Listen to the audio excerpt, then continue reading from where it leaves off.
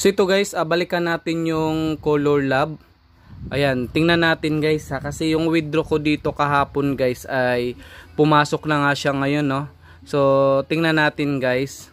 So wag kayo mag-skip sa video na to guys, kasi sa Lazada ko siya pinasok guys, no. Kasi pag sa GCash kasi ang minimum na withdrawal doon ay 200 guys. Ayan dito. So 200 ang minimum dito na withdrawal sa GCash. Kaya nag-Lazada tayo, kasi ang Lazada guys, kahit piso guys ay pwede mo nang ma-withdraw. Pero ngayon guys, ituro ko sa inyo paano siya i-transfer sa GCash pag nasa Lazada na.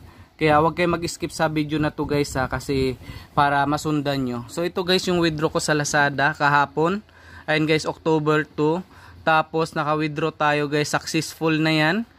Withdrawal successful, 136.87 pesos na yan guys. So nasa Lazada na yan.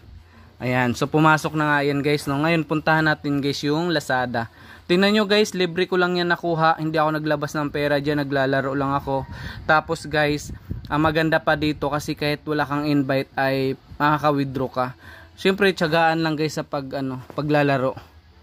So mas maganda to guys kaysa sugal tsaka sa investment.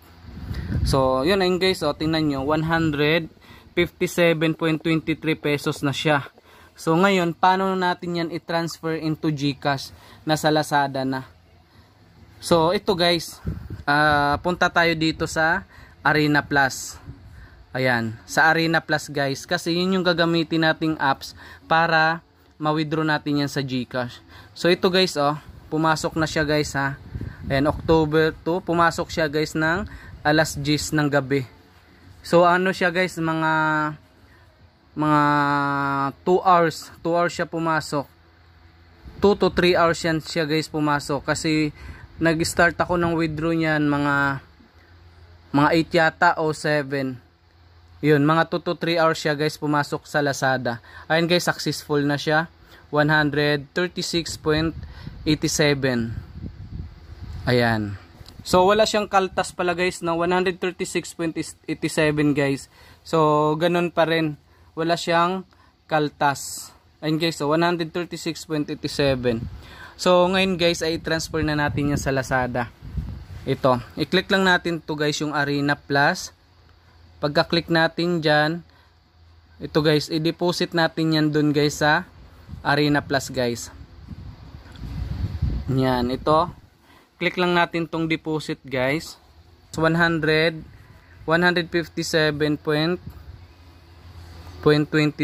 So sama, ay hindi pwede guys, no.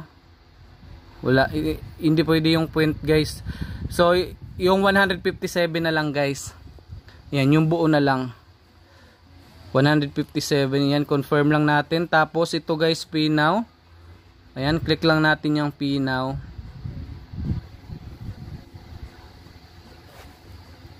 So ayan na guys, payment success na siya. Ayan, 157. Sakto lang siya guys, walang points guys ha, walang point guys. Ayan. So ito guys, tingnan natin. Ayan, so X lang natin guys. Check natin guys ha, kung pumasok na ba siya. X lang. So ayun na guys, pumasok na. Ito guys, wala nang laman guys, oh. So pumasok na yan dun sa Arena Plus. Ngayon guys, sa Arena Plus kasi, mag-deposit kayo ng 100 kasi ang minimum na pag-withdraw dyan guys ay 200 pesos. Diba nasa 157 lang tayo? Ayan. So ngayon guys, puntahan na natin dun sa GCash. Doon natin yan withdrawin. Ito, click lang tong GCash. So ito guys, ayan. So meron tayong laman yung GCash natin guys ng 100 pesos. Gagawin ko, mag-deposit ako ng 100 para ma-withdraw ko yung 157. So sama na yun lahat guys. Ayan, so ganun lang yung tips guys ha. Ganun lang yun para ma-withdraw nyo guys yung 157. So hindi kasi ma-withdraw pag below 200 guys eh. Kaya mag-deposit kayo ng 100. Ayan, tapos guys, punta tayo dito sa games. Ito. Paalala ko lang guys ha, dito sa Arena Plus guys, maraming laro dito. Maraming sugal dito guys, kaya wag kayo magpapadala dito guys kasi sayang naman yung pinaghirapan nyo sa paglalaro, tapos maano lang yan guys, matalo lang kayo. Daming sugal dito guys sa Arena Plus, kaya ito lang yung gagamitin natin na apps guys para ma-withdraw natin yung pera dito papunta sa GCash natin. Ayan, so click lang natin to guys, yung withdraw. Ay, mag-deposit pala muna tayo. Ayun guys, so 157 na yan. 158 yan kasi may natira na piso dyan eh. So ngayon, click lang natin tong deposit muna. Mag-deposit muna tayo guys ng 100. Tingnan nyo guys kung gaano siya kabilis magbayad, tsaka gaano siya ka-legit guys. So libre lang yan guys na nakukuha ko dun sa sa paglalaro sa Color Lab. Ayan, deposit lang tayo. Ayan, so done na. Click na natin yung done sa taas. Tapos, andito na tayo guys. So ayan guys, so 258 pesos na siya. So ngayon, wag mong withdrawin yan guys lahat. Yung 258 na yan. So kahit mag-withdraw ka lang dyan guys ng 257. Magtira kayo ng piso guys or 2 pesos. Ayan. Lagay nyo lang dito guys, 257. Wag lahat guys ha, wag nyo ilahat ng withdraw, mag-iwan kayo guys kasi mag-failed yan. Ayan, click lang yung confirm. Ayan, antay. Ayan guys, submitted na oh. So 'di ba? Ganun siya kabilis guys.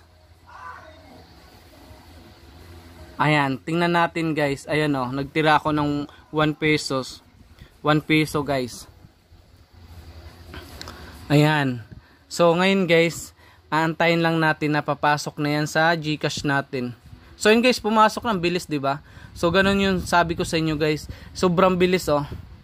Ayun oh, pumasok na agad oh. You have received 257 from... Ayun guys, tingnan nyo. Tingnan nyo yung date, Thursday, October 3. So di ba?